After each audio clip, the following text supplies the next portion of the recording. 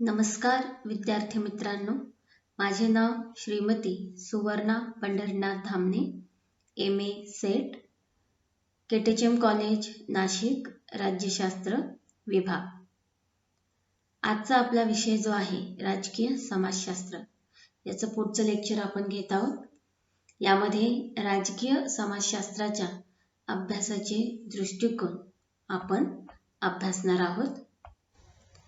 दृष्टिकोनाअंतर्गत एखाद्या घटनेच्या सर्वांगीण आकलनासाठी केवळ उपयुक्त पद्धतीच निश्चित केली जात नाही, तर अध्ययनाच्या प्रमुख समस्या सुद्धा ठरवली जाते.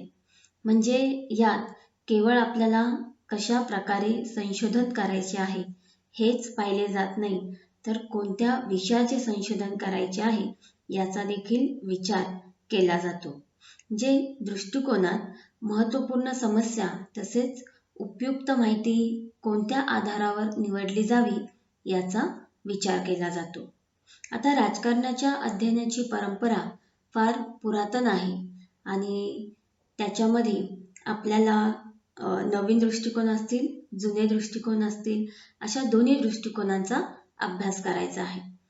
नव्या दृष्टिकोनाचे काही समर्थक जुन्या दृष्टिकोनांना मागासलेले व निरुपयोगी मानतात, परंतु ही भूमिका योग्य नाही. वास्तवतः एक राज्यशास्त्राचे विद्यार्थी म्हणून आपल्याला पारंपरिक आणि आधुनिक अशा दोन्ही दृष्टिकोनांचं आकलन होणं गरजेचं आहे.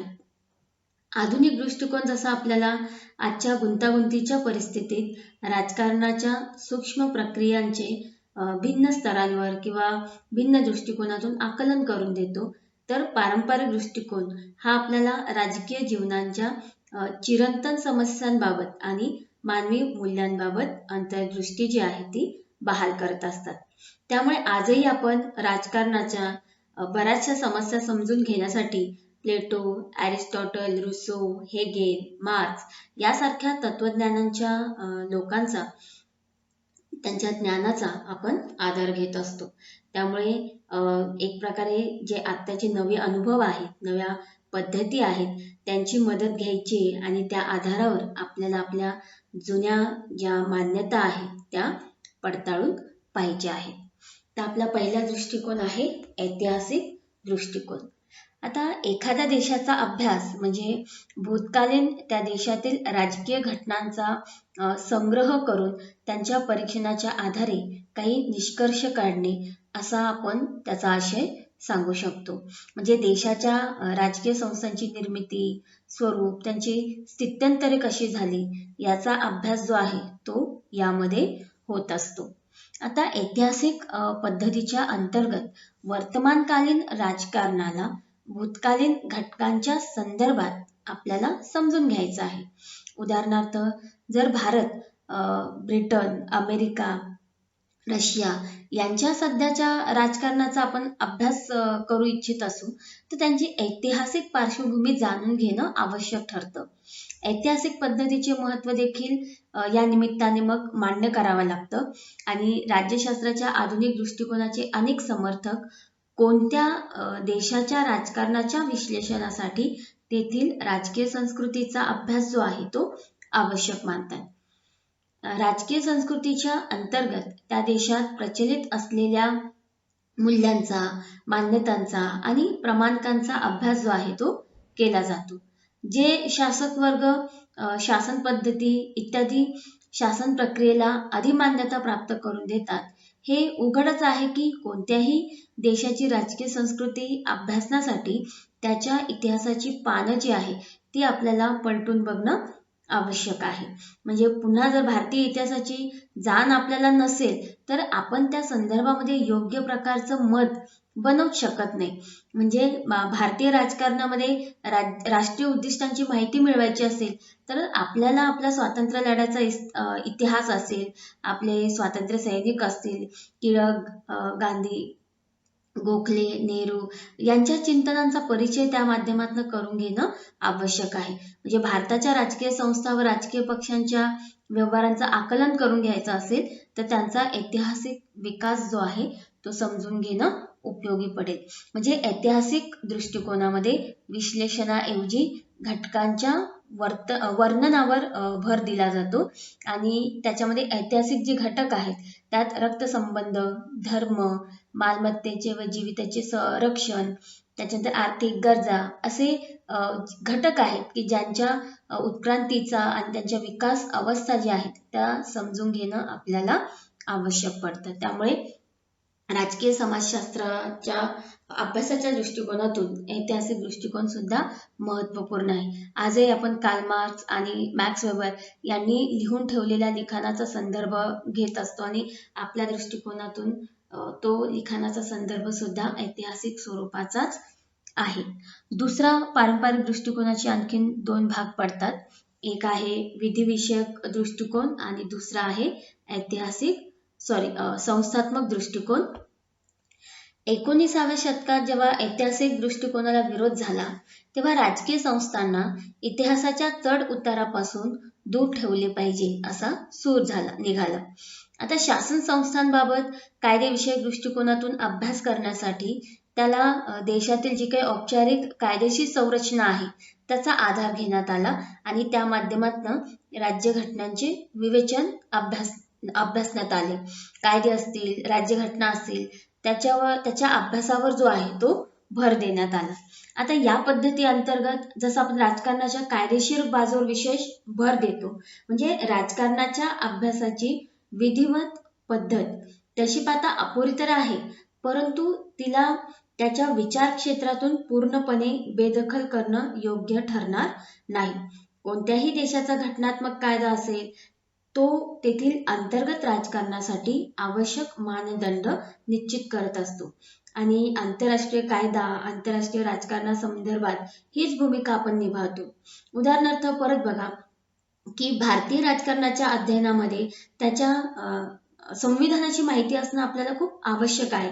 कारण जेव्हा आपण संविधानाचा अन्वयार्थ लावतो त्यावेळी प्रामुख्याने त्यामध्ये विधिवत दृष्टिकोनांचं महत्त्व वाढतं.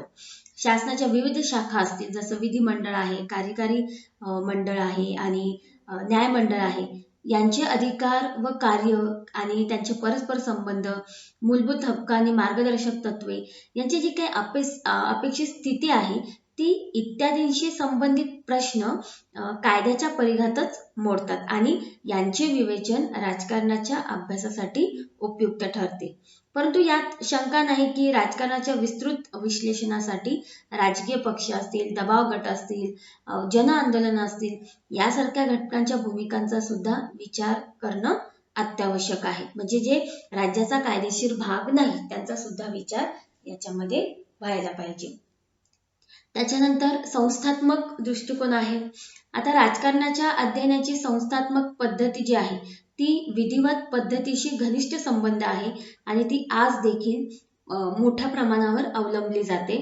या अंतर्गत राज्यातील विविध संस्था जसं पुन्हा विधिमंडळ आहेत, कार्यकारी मंडळ आहेत, न्यायमंडळ आहे, नोकरशाही आहे, स्थानिक शासन संस्था आहे इत्यादींची रचना व कार्य यांचा विचार याच्यामध्ये केला जातो आणि सुधारणा सुद्धा सुचवल्या जातात. आता या अध्ययनात काही संकल्पनांचा वापर तर केला जातो, परंतु कोणताही सर्वसामान्य सिद्धांत मांडला जाऊ शकत नाही. तरी देखील विविध संस्थांचं अध्ययन आणि विश्लेषणामुळे आपल्याला राजकारण समजून घेण्यास मोठी मदत होते. त्यामुळे ही पद्धती सुद्धा तेवढीच आवश्यक वाटते. या संदर्भामध्ये बघा बर्नार्ड क्रीक या तत्ववेत्यांचा ग्रंथ आहे संसदेत सुधारणा.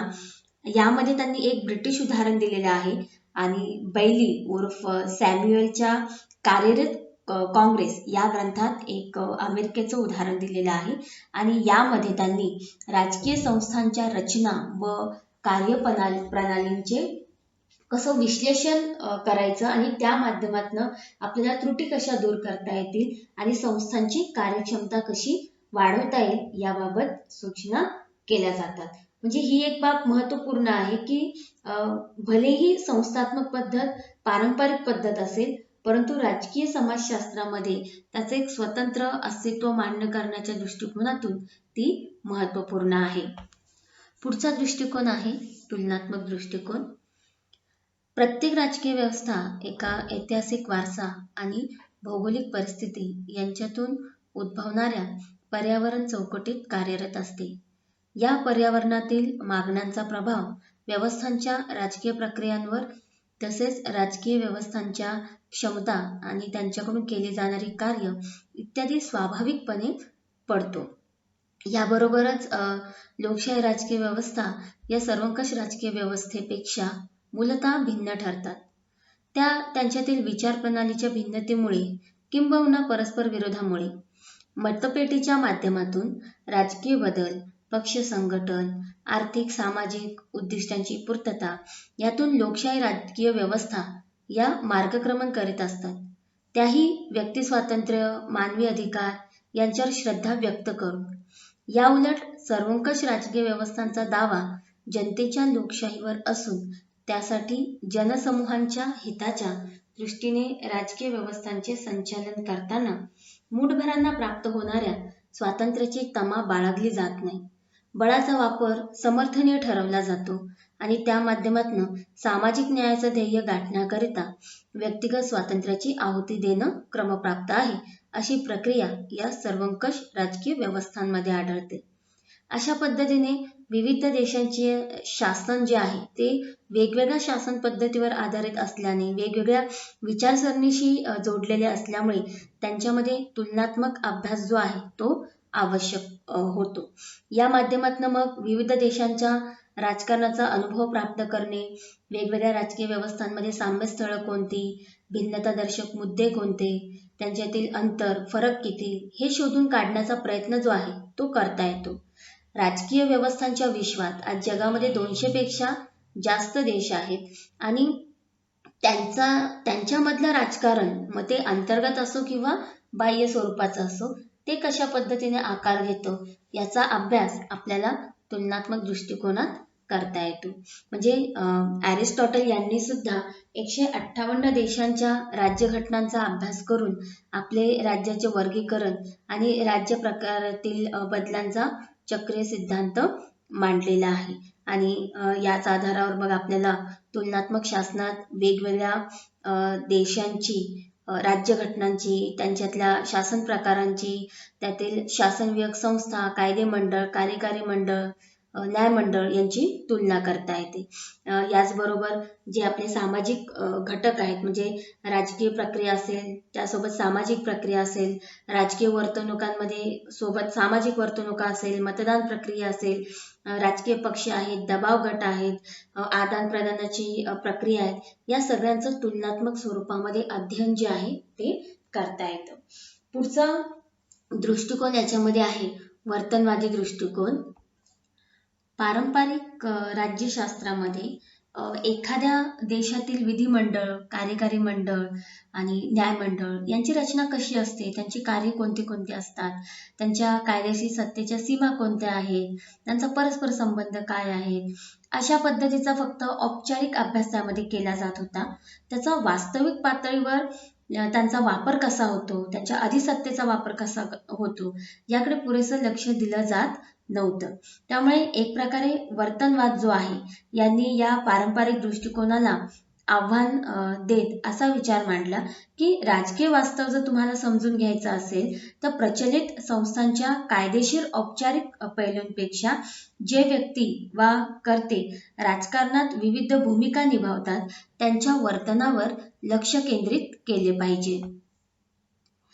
जी. ॲल्मंड आणि जी. बी. पॉवेल यांनी त्यांच्या कंपॅरेटिव्ह पॉलिटिक्स डेव्हलपमेंटल अप्रोच यामध्ये त्यांनी असं मत मांडले की वर्तनवादी दृष्टिकोनाचा साधा सरळ अर्थ असा आहे की राजकीय भूमिकांच्या पात्रांच्या वास्तव वर्तनाचे अध्ययन केले जावे, कायदेशीर मानके, विचार प्रणाली आणि औपचारिक संस्थांवर जास्त लक्ष केंद्रित केले जाऊ नये, अथवा ज्या प्रमाणामध्ये त्या राजकीय प्रक्रियेला प्रतिबिंबित व प्रभावित करतात तेवढ्याच प्रमाणात त्यांचा अभ्यास केला जावा.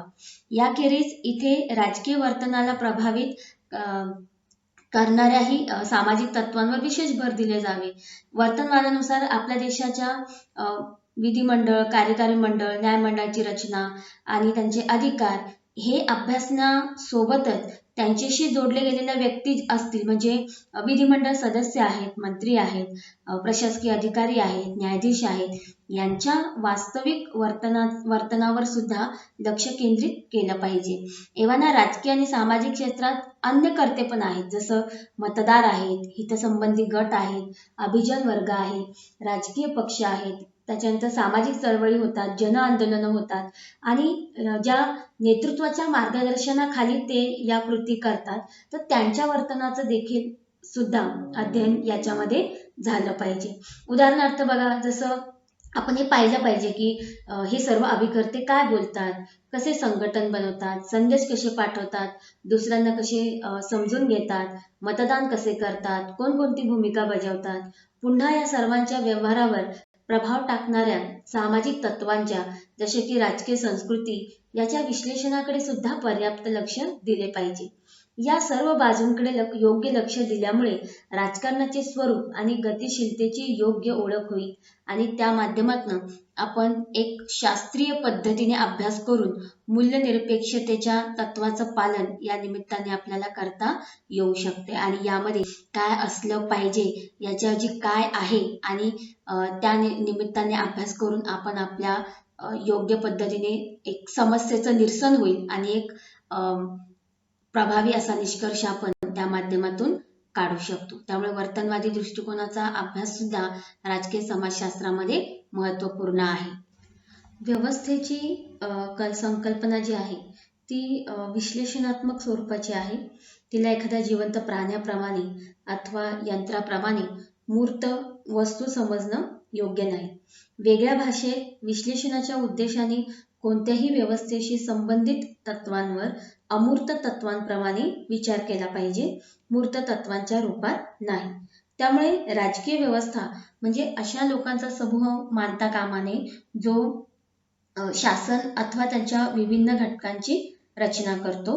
याची कल्पना अशा अमूर्त तत्वांच्या रूपात केली पाहिजे जे परस्परांवर क्रिया अर्थात आंतरक्रिया वा परस्पर क्रिया करून राजकीय प्रक्रिया पुढे चालू ठेवतात.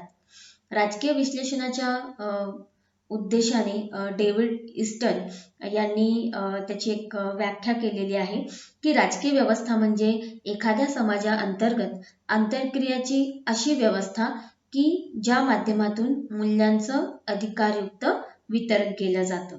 ईस्टनच्या मतानुसार राजकीय प्रक्रिया बंद अवकाशाअंतर्गत घडत नाही, त्याची मुळे सामाजिक प्रक्रियेशी जोडलेली असतात आणि त्या दृष्टीने राजकीय व्यवस्थेला एक खुली व्यवस्था मानली पाहिजे. आणि दुसऱ्या शब्दात की राजकीय व्यवस्था मूल्यांचं वितरण यासाठी करते की तिला आपल्या पर्यावरणाकडून म्हणजेच सामाजिक व्यवस्थेकडून ज्या मागण्या प्राप्त होत असतात, हे वितरण बंधनकारक यामुळे बनते की त्याला आपल्या पर्यावरणापासूनही पाठिंबा मिळतो. म्हणजे राजकीय व्यवस्था या दोन्ही तत्वांचा निर्णय आणि धोरण यात रूपांतरित करत असतो. राजकीय व्यवस्थेला तिच्या पर्यावरणापासून जे तत्व प्राप्त होते त्याला आपण आदान म्हणतो आणि ही व्यवस्था ज्या वस्तूंची व उत्पादनाची अथवा कायद्यांची निर्णयांची निर्मिती करते त्यांना आपण प्रदान म्हणतो. ईस्टनच्या मते राजकीय व्यवस्थेला समाजाकडून मागण्या आणि पाठिंबा हा आदानाच्या स्वरूपात प्राप्त होतो आणि ही व्यवस्था धोरणं आणि निर्णय निश्चित करून त्यांना निर्णयाच्या रूपात प्रवाहित करीत असतात. हीच धोरणे आणि निर्णय अधिकारयुक्त वितरणाचे आधार पण बनतात. परंतु पुन्हा जे पर्यावरणामध्ये जेव्हा प्रदान होतं तेव्हा तिथल्या तत्वांशी क्रिया होते आणि एक प्रकारे नवीन आदानाच्या आदान जे आहे ते अस्तित्वात येतात आणि पुन्हा हे आदान प्रत्यादानाच्या माध्यमातून राजकीय व्यवस्थेमध्ये प्रवेश करतात. म्हणजे हे एक प्रकारे गुंतागुंतीचं चक्र आहे जे वास्तविक व्यवस्थेमध्ये अनेक मागण्या पाठवल्या जातात, परंतु त्यापैकी काही मार्गातच हरवतात तर काहींचं प्रदानांमध्ये रूपांतर होऊ शकत नाही, कारण त्यामुळे समाजामध्ये काही अडचणी निर्माण होतात. सो अशा पद्धतीने मग या व्यवस्थावादी दृष्टिकोनामध्ये की या मागण्या कुठून येतात, लोकांकडून, राज्यशास्त्रज्ञांकडून, समाजशास्त्रज्ञांकडून अथवा नेत्यांकडून, यापैकी कोणाकडूनही भिन्न शासन व्यवस्था अंतर्गत मागण्यांचे भिन्न स्रोत असू शकतात आणि लोक आपल्या राजकीय व्यवस्थेकडून ज्या प्रमाणात अपेक्षा बाळगतात त्याच प्रमाणात तिला ते पाठिंबा सुद्धा देत असतात. म्हणजे सरकारला आपले निर्णय व धोरणे निश्चित करताना ती लोकांना स्वीकार्य आहेत की नाही याचं भान राखावंच लागतं. म्हणजे या पातळ्यांवर समाजाच्या सुव्यवस्थेचा, नियंत्रणाचा, त्यांच्या मागण्यांच्या पूर्ततेचा विचार करताना या अधिकारयुक्त वितरणाचा वापर जो आहे तो होत असतो. तर अशा पद्धतीने व्यवस्थावादी सिद्धांत जे आहे तो काम करतो. पुढचा दृष्टिकोन जो आहे तो आहे संरचनात्मक कार्यवादी दृष्टिकोन. याच्यामध्ये हा व्यवस्थावादी विश्लेषणाचाच एक विकसित रूप आहे. ग्रॅबियल आल्मंड या विचारवंतांनी राजकीय विश्लेषणासाठी या दृष्टिकोनाची उपयुक्त अशी सैद्धांतिक चौकट विकसित केलेली आहे आणि यात त्यांनी राजकीय विश्लेषणाच्या संरचनात्मक कार्यवादाचे 4 प्रकारची आदान कार्य सांगितलेलं आहे. पहिलं कार्य आहे की राजकीय सामाजिकीकरण व भरती होय. राजकीय सामाजिकीकरणाच्या प्रक्रियेत व्यक्तीला प्रारंभी राजकीय व्यवस्थेतील स्वतःच्या अस्तित्वाविषयी जाणीव होते आणि आपल्या हितसंबंधाची जपवणूक करण्यासाठी या व्यवस्थेचा आधार जो आहे तो घ्यावा लागतो. आता या प्रक्रियेदरम्यान व्यक्ती आपल्या समाजाच्या राजकीय जीवनाविषयी अनुकूल असे दृष्टिकोन निर्माण करते आणि समाज स्वतः या माध्यमातून आपली राजकीय मूल्ये आणि आदर्श गृहीतकांना एका पिढीपासून दुसऱ्या पिढीपर्यंत संक्रमित करतात. आता ही संक्रमणाची साधनं कोणती आहेत? तर कुटुंब, मित्रमंडळी, शिक्षण संस्था, मोठे मोठे इतर जे गट आहेत जसे बिगर शासकीय गट आहेत, धार्मिक संघटना आहेत, राजकीय पक्ष आहेत, यांच्या माध्यमातून या गोष्टी ज्या आहेत त्या घडत असतात. दुसरं आदानाचं कार्य जे आहे ते म्हणजे हितसंबंधांचे आविष्कारण. याच्यामध्ये लोकांचे विचार, अभिमुखता, गृहीतके, अधिमान्यता या सुनिश्चित मागण्यांच्या स्वरूपात राजकीय व्यवस्थेपुढे सादर केल्या जातात आणि ही कार्य पार पाडणाऱ्या संरचना म्हणजे हितसंबंधी गट आहेत आणि त्यातच राजकीय पक्षांचे कार्यक्रम, निवडणूक प्रचार आणि जनसंपर्काची साधने आपल्याला भूमिका बजावत असतात. त्याच्यानंतर तिसरं आदान कार्य येतं हितसंबंधांचं सुसूत्रीकरण. याच्यामध्ये भिन्न समूहाच्या मागण्या एकत्रित केल्या जातात जेणेकरून राजकीय सत्ताधाऱ्यांचं लक्ष वेधलं जातं आणि मग लोकांच्या मागण्या अशा मुद्द्यांचं रूप धारण करतात की ज्याच्या माध्यमातून राजकीय विचारविमर्श होतो, कार्यवाही होते आणि तिथून राजकीय पक्ष हितसंबंधांचं सूत्रीकरण करण्याचे माध्यम बनतात. आणि चौथं आदान कार्य आहे राजकीय संसूचन. याच्यामध्ये या प्रक्रियेमध्ये विभिन्न समूहाच्या मागण्या ज्या आहेत तसेच समर्थन आहेत, विरोध आहे, प्रदर्शन आहे, ही राजकीय व्यवस्थेपर्यंत पोहोचवली जातात आणि सरकारद्वारे दिले जाणारे आवश्यक निर्देश, स्पष्टीकरण आणि निर्णय जे आहेत ते जनसामान्यांपर्यंत पोहोचवले जातात आणि यामध्ये जनसंपर्काची साधने जी आहेत त्यांची उपयुक्त अशा संरचना आहेत. तर अशा पद्धतीने संरचनात्मक कार्यवादी विश्लेषण जे आहे ते एक प्रकारे राजकीय व्यवस्थेची उपरोक्त सर्व जी कार्य आवश्यक आहे त्या कार्याची परिपूर्ती न करता कोणतीही राजकीय व्यवस्था टिकू शकत नाही. त्यामुळे ती सर्व कार्य जी आहेत ती उपयुक्त संरचना विकसित होत असेल तरच ती योग्य पद्धतीने पार पाडली जाऊ शकतात. त्यामुळे संरचनात्मक दृष्टिकोनातून सुद्धा राजकीय व्यवस्थेचं एक प्रारूपच जे आहे ते या माध्यमातून आल्मंड यांनी सादर केलेलं दिसून येतं. अशा पद्धतीने हे सर्व दृष्टिकोन राजकीय समाजशास्त्राच्या अभ्यासासाठी आवश्यक आहेत.